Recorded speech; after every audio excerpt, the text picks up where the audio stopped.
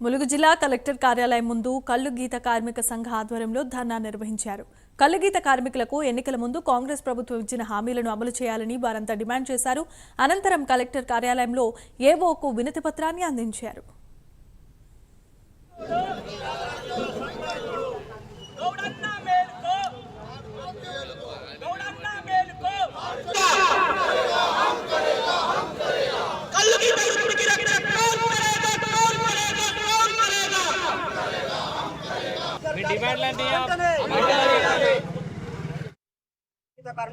ఎన్నికల ముందు ఇచ్చిన హామీలు అమలు చేయాలని చెప్పి రాష్ట్ర వ్యాప్త పిలుపులో భాగంగా ఈరోజు ములుగు జిల్లా కేంద్రంలో కలెక్టర్ ముందు ధర్నా చేయడం జరుగుతూ ఉంది.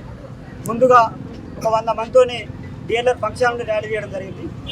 ఈ సందర్భంగా కల్లు గీత కార్మికులకు ఇప్పుడున్న ముఖ్యమంత్రి గారు గతంలో శాసనసభ సభ్యుడిగా ఉన్నప్పుడు గత టీఆర్ఎస్ ప్రభుత్వంలో ఏజెన్సీ కల్లు గీత కార్మిక సమస్యలు పరిష్కరించాలి, వాళ్ళ సొసైటీని పునరుద్ధరణ చేయాలి, వాళ్లకు ఎస్టీ సర్టిఫికెట్ ఇవ్వాలి రాజ్యాంగం ప్రకారం చెప్పి అనడం జరిగింది. అలాగే ఎన్నికల ముందు కల్లు గీత కార్మికులందరికీ కూడా మేము నెల రోజులను ఎక్స్గ్రేషియా ఇస్తాం, అందరికీ సేఫ్టీ మోకులు ఇస్తాం, అందరికీ బైకులు ఇస్తాం అనడం జరిగింది. అలాగే పెండింగ్లోని ఎక్స్గ్రేషియాలు కూడా దాదాపు 10 కోట్ల రూపాయలు ఉన్నాయి, ఇప్పటివరకు ఇవ్వాలి, నెల రోజులు ఇస్తా అన్నారు. ఈ సంవత్సర కాలం ఓపిక పడి చూసినాం.